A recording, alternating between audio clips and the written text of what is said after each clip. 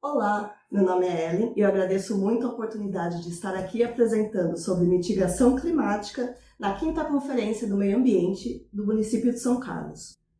Para iniciar a apresentação, gostaria de trazer 2 perguntas orientadoras. A primeira seria como minimizar as emissões de gases de efeito estufa e como mitigar e adaptar perante a mudança do clima. Uma breve apresentação. Eu sou a Ellen, eu sou formada em Engenharia Ambiental e Urbana e mestra pelo Planejamento e Gestão do Território pela Universidade Federal do ABC. Sou de São Paulo, capital. Sou associada ao ONDAS, Observatório Nacional de Direitos Humanos à Água e Saneamento, e além disso faço parte dos laboratórios de pesquisa associados ao PGT lá na UFABC. Aqui eu apresento os principais conteúdos que eu vou trazer na apresentação de hoje. Então, começar com o contexto do cenário global e nacional em relação aos impactos e aos dados de mudança do clima. Em seguida, eu vou pontuar o que é a mitigação climática. Em seguida, eu vou apresentar a justiça climática como premissa fundamental para o desenvolvimento de políticas, planos e ações voltadas à adaptação e mitigação climática. Vou trazer, então, um pouco da relação entre mitigação e adaptação climática, para então entrar no tema que eu quero dar enfoque hoje na apresentação, que é sobre mitigação climática perante o desenvolvimento urbano. Trazendo aí 2 temas principais, que serão a mobilidade urbana e a gestão e manejo de águas urbanas. Por fim, vou fazer algumas reflexões e trazer algumas principais considerações, e então listar todas as referências aqui trazidas na apresentação. Então, quando falamos de mudança do clima perante o cenário global, nós temos que a temperatura média global aumentou em 1,1 graus Celsius desde a era pré-industrial, e as emissões de gases de efeito estufa, elas continuam em níveis recordes. Se não realmente mudarmos as nossas políticas atuais e o modelo de desenvolvimento econômico, o mundo pode chegar ao aumento de 3,1 Celsius, causando efeitos catastróficos e completamente irreversíveis para o mundo. Já quando olhamos o aumento de emissões de gases de efeito estufa na atmosfera, nós temos que desde a era pré-industrial, nós passamos por um aumento de 151% da concentração de dióxido de carbono, e quando falamos do metano, esse aumento foi de 264%. Já quando olhamos os principais emissores de gases de efeito estufa no mundo, nós temos que o Brasil está entre esses 10 maiores emissores, sendo que o primeiro lugar fica com a China, em seguida dos Estados Unidos e da União Europeia. Esses 10 maiores emissores de gases de efeito estufa do mundo, eles correspondem a 76% de toda a emissão global. Dentro desses 10 maiores emissores, o Brasil contribui com aproximadamente 1%, desconsiderando, então, emissões aí de mudança do uso do solo e florestas. Já em 2019, o país foi responsável por cerca de 3% das emissões globais, principalmente referente ao desmatamento e mudança do solo. O Brasil ele é signatário das contribuições nacionalmente determinadas, visando reduzir e alcançar emissões líquidas zero até 2050 e reduzir em metade de suas emissões até 2030. As cidades brasileiras, elas correspondem a 75% de todas as emissões, principalmente vinculadas aos setores de transporte, energia e construção. Aqui nós temos uma evolução das emissões ao longo dos anos, sendo que passamos aí pelos setores de mudança de uso da terra e florestas, agropecuária, energia, resíduos e processos industriais e uso de produtos. Ao longo do tempo conseguimos notar uma crescente nas emissões, depois uma redução devido a políticas nacionais voltadas à redução de emissões de gases de efeito estufa, com o aumento tendencial dessas emissões nos últimos anos. Nós conseguimos notar que ao longo dos anos houve uma redução significativa das emissões de gases de efeito estufa vinculadas à mudança de uso da terra e florestas. Contudo, os valores ainda são impactantes para a mudança do clima no cenário global e local. E além disso, a gente tem uma contribuição significativa, pouco alterada, vinculada à agropecuária. Quando falamos da agropecuária, nós notamos que teve pouca alteração no perfil de emissões ao longo do tempo. Isso muito se deve porque a agropecuária é uma das principais atividades econômicas responsáveis por geração de riqueza no país, que também pode estar muito associada com impactos vinculados a desmatamento, queimadas e mudança do uso da terra e floresta. Vale destacar que 44% das emissões dos setores de energia e processos industriais vêm dos transportes.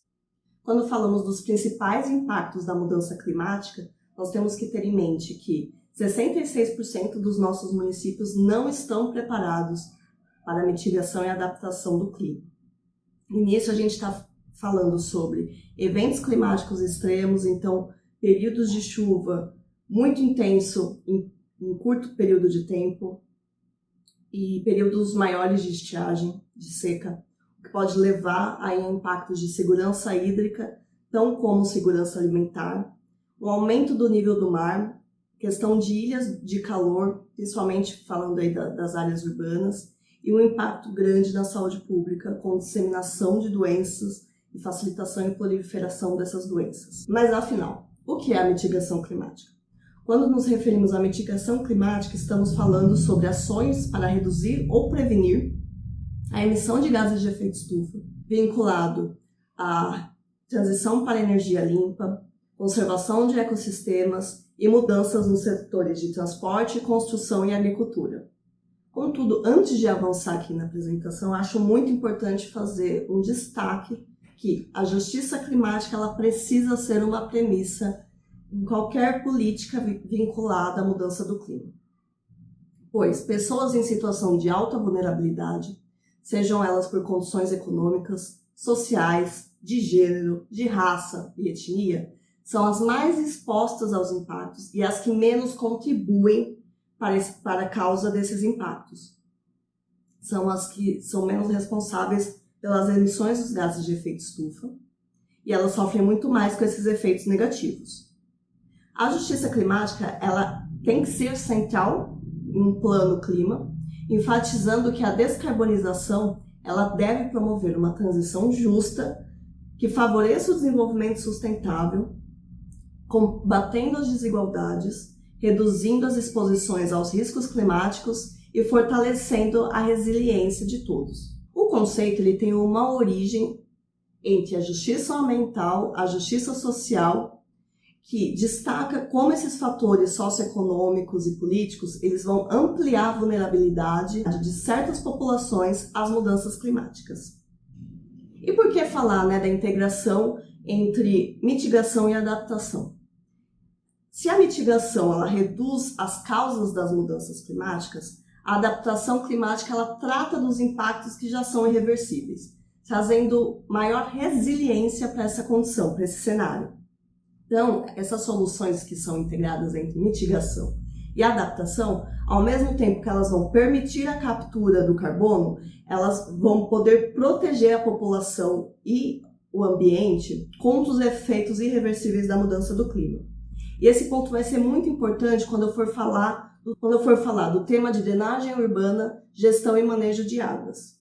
Então agora eu vou me aprofundar na abordagem da mitigação climática no desenvolvimento urbano, trazendo questões diagnósticas, reflexões e soluções possíveis para o campo da mobilidade urbana e da gestão e manejo de águas urbanas. De acordo com dados da ONU Habitat, nós temos que até 2050, 68% da população mundial estará vivendo em centros urbanos. Vale destacar que as áreas urbanas elas concentram 70% de todas as emissões globais. Começando pelo tema específico da mobilidade, queria trazer alguns números, trazer a divisão modal pela distribuição percentual das viagens por modo de transporte para o Brasil em 2018, segundo dados da CIMOB. Então, nós temos que 39% da população se locomove a pé, 3% por bicicleta, 4% por motocicletas, 26% por automóveis E quando a gente olha para o transporte coletivo, 24% das viagens são realizadas de ônibus e 4% dessas viagens são realizadas por trilhos.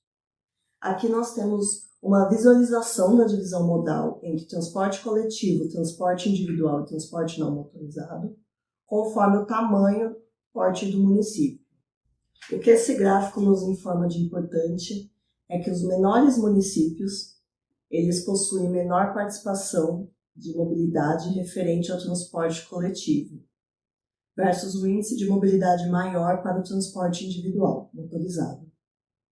Quando olhamos para as emissões do Brasil em 2022, nós temos que 17% das emissões foram relacionadas a automóveis, 22% a caminhões, 1,3% das emissões foi vinculada a motocicletas e 4,6% das emissões estavam relacionadas a ônibus.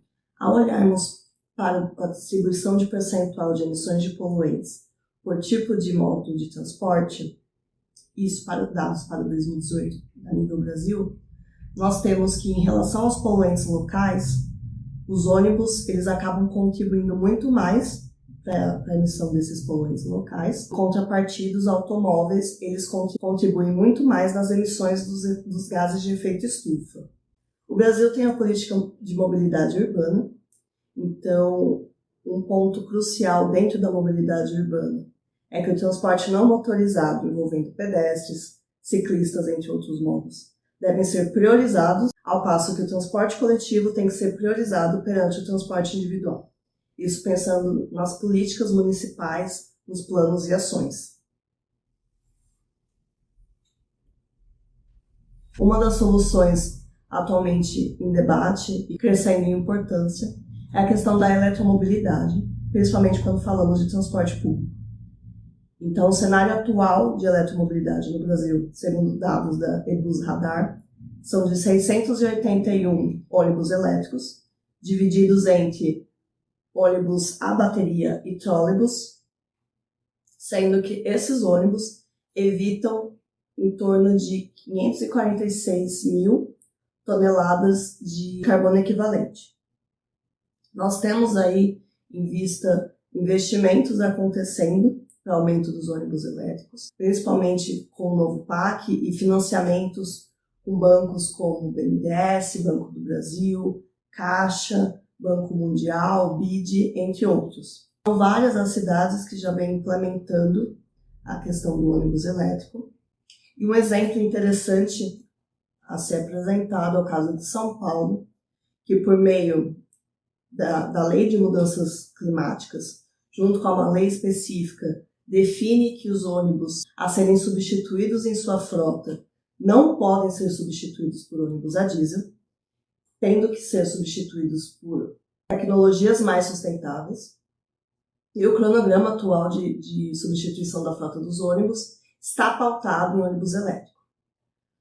Com o aprendizado inicial de algumas cidades que vêm buscando implementar ônibus elétrico, São Paulo inclusive, nós temos alguns pontos de atenção perante a eletromobilidade, com destaque para a questão da infraestrutura de recarga e infraestrutura elétrica, tão como também a fonte energética dessa energia elétrica, também a questão de gestão de baterias e sua produção e toda a cadeia vinculada aos elementos que estão por trás da bateria.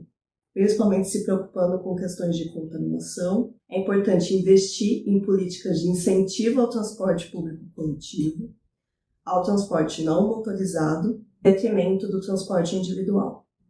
Para dar início à discussão sobre gestão e manejo de áreas urbanas, eu vou começar com algumas imagens para provocar algumas reflexões e análises críticas perante essas intervenções que eu vou mostrar. Então, as primeiras imagens, elas são de São Bernardo do Campo, exemplificando as soluções tradicionais de infraestrutura cinza, principalmente aquelas mais quadradas, de canalização em concreto, com canais muito altos e muito estreitos. Um outro exemplo seria uma bacia de detenção, os famosos piscinões aqui em São Paulo. Trouxe aqui o exemplo da bacia de detenção do Tamanduateí. São infraestruturas muito pesadas, que exigem grande área na maior parte do tempo, vão ficar inutilizadas do clima e com as maiores incertezas em relação à distribuição e intensidade das chuvas. Muitas vezes essas soluções acabam não sendo tão eficazes.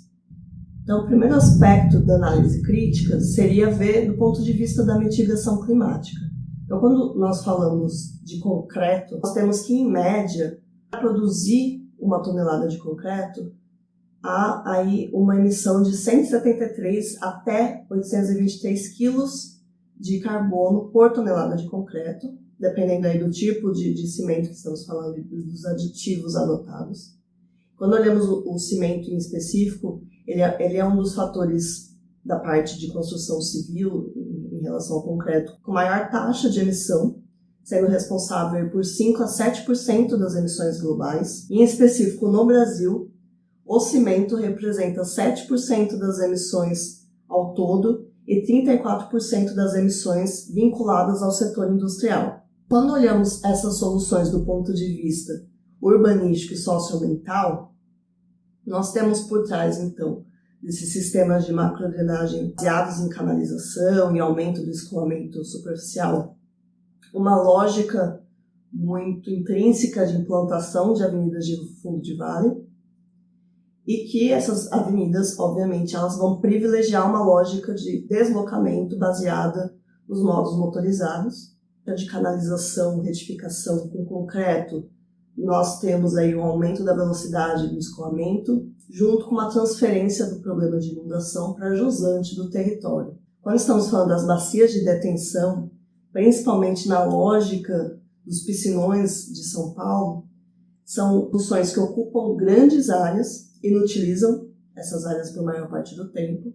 Tem uma lógica de centralizar a reservação ao invés de distribuir essa reservação na bacia, e muitas vezes trazem uma questão de impacto na paisagem, um afastamento da biodiversidade, um afastamento das pessoas em relação àquele território, um problema de saúde pública por conta da questão de qualidade de água que passa por essas bacias. Temos aí em percurso algumas mudanças no modo de produzir, mas ainda é massivo a realização de bacias de detenção desse modo piscinão, e nós temos aí uma chave importante a ser mudada, que a questão de drenagem ela vai para muito além do tratamento da quantidade de água. Então sim, ela serve para o controle de enchentes, de inundações e alagamentos, mas ela pode ir avançando no sentido de requalificação, revitalização, trazer maior segurança, trazer proteção contra futuras ocupações, dependendo da lógica que se for implantada, ampliar os espaços verdes, conseguir capturar mais carbono, controlar as ilhas de calor, proteger contra a erosão e assoreamento. E é muito importante passar a olhar também o aspecto da qualidade das águas desse escoamento superficial direto. Um exemplo interessante que inclusive já nos orienta aí para o caminho de discutir soluções baseadas na natureza, é o programa Drenurbis, implementado em Belo Horizonte. Traz aí outra lógica de drenagem urbana, principalmente para as próprias bacias de detenção. Então, grande parte delas são bacias de detenção vegetadas, algumas delas são bacias de retenção, ou seja, estão com lâmina d'água permanentemente, e se preocupam com o aspecto de integração com a paisagem, de criação de espaços de áreas livres qualificadas, de lazer, sendo então aí um bom exemplo a ser explorado e estudado. Só que ao mesmo tempo, essa discussão de soluções baseadas na natureza, elas têm alguns pontos bem importantes que precisam ser tratados e não podem ser esquecidos. Então, o primeiro deles é que para ter efeito na diminuição de risco de inundação, as soluções elas precisam estar bem distribuídas na bacia hidrográfica, pois a sua implantação pontual ela vai ter muito mais um apoio de mitigar os riscos de alagamento. Tem muito mais a ver com a questão de microdrenagem, e para ter efeito de abatimento e reservação, né, da água da chuva, para reduzir aí o escoamento, reduzir tempo de concentração. É muito importante que ela esteja aí aplicada em modo distribuído. E as soluções baseadas na natureza, elas são interessantes porque elas vêm justamente naquilo que eu comentei anteriormente sobre a relação entre mitigação climática e adaptação climática. Ao mesmo tempo que ela permite capturar carbono, reduzir o uso de concreto, que, como eu comentei, é um material muito emissível, ela permite também adaptar esses territórios perante essa mudança do clima, né? Buscar e resgatar o ciclo hidrológico, não natural porque é muito difícil, mas próximo disso, e mitigar os impactos do desenvolvimento. Mas, ainda assim, vale destacar que nem sempre a solução baseada na natureza ela vai dispensar a infraestrutura cinza. Então, as recomendações sempre caminham para que haja aí uma integração entre a infraestrutura verde e azul com a infraestrutura cinza. E aí, quando a gente for falar de gestão de riscos hidrológicos, principalmente nos cenários de mudança do clima, acho que é um ponto que não dá para escapar e que, inclusive, vai aí de encontro com a premissa de justiça climática, é discutir qual que é a priorização de investimento público para redução e gestão desses riscos, né? Então, aqui são algumas imagens de favelas de São Paulo, de Salvador, do Rio de Janeiro, de Belém, sob contextos distintos, densidades distintas, mas todos próximos aí a corpos d'água. Alguns dos exemplos aí já passaram por intervenções, mas o ponto que eu quero enfatizar aqui é que essa situação de precariedade ela precisa ser mudada e precisa ser priorizada. Então, nós temos que 8,1% da população brasileira vive em favelas, correspondendo a cerca de 16,4 milhões de pessoas, e grande parte delas, mais da metade, então 56,8% são pardos, 16,1% são pretos. Então, nós também podemos trazer aí a questão do racismo ambiental. Como esses grupos racializados, eles acabam sofrendo muito mais com os impactos das mudanças do clima, tanto no ponto de vista de estarem em lugares fragilizados, com pouco olhar do poder público, não sendo necessariamente priorizado do ponto de vista de investimento, tanto como benefícios não sendo chegados a eles, ou como por estar em lugares fragilizados do ponto de vista ambiental, acabam estando mais expostos e suscetíveis a esses riscos ideológicos. Então, os investimentos públicos eles precisam ser priorizados para reduzir e eliminar riscos nessas áreas de vulnerabilidade social. É necessário definir o risco em escala mais aproximada junto aos assentamentos e construir seu mapeamento junto das comunidades. É muito importante não negligenciar as áreas remanescentes de intervenções de infraestrutura nessas comunidades, principalmente pensando medidas preventivas e responsivas em casos de reocupação.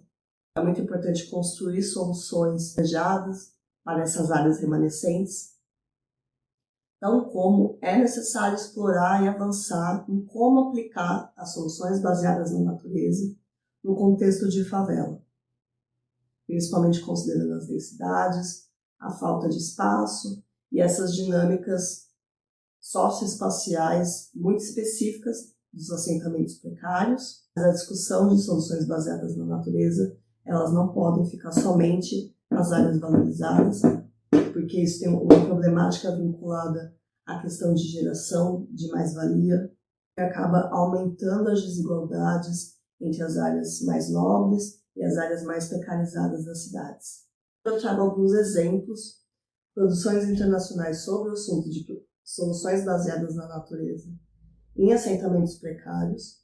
Então, 2 exemplos aqui da ONU Habitat, traz um pouco como fazer um diagnóstico, tipologias e possibilidades, então como limitações perante essas soluções baseadas na natureza. Em relação às produções nacionais, destaco o trabalho que tem sido feito pela Periferia Viva, Secretaria de Periferias do Ministério das Cidades, e também o próprio trabalho que foi feito por Isidoro em Belo Horizonte, com um catálogo de soluções inovadoras, de soluções baseadas na natureza e infraestrutura para os assentamentos precários. Como principais reflexões para encerrar aqui a apresentação, então o primeiro ponto é que apesar de existir um debate sobre tecnologias, sobre possibilidades e soluções, é impossível desvincular o debate sobre mudança do clima do questionamento do próprio modelo econômico, de desenvolvimento econômico, do conceito de desenvolvimento. Também entrar em debate a relação entre o sul e o norte global e a questão do financiamento climático. Mais uma vez, ressaltar a necessidade de priorizar os investimentos para os mais vulnerabilizados, para promover, então, uma resiliência e uma transição que seja socialmente justa. Aqui estão as principais referências. E, mais uma vez, gostaria muito de agradecer a oportunidade de participar da 5ª Conferência Municipal do Meio Ambiente de São Carlos. E aqui fica o meu contato. Muito obrigada.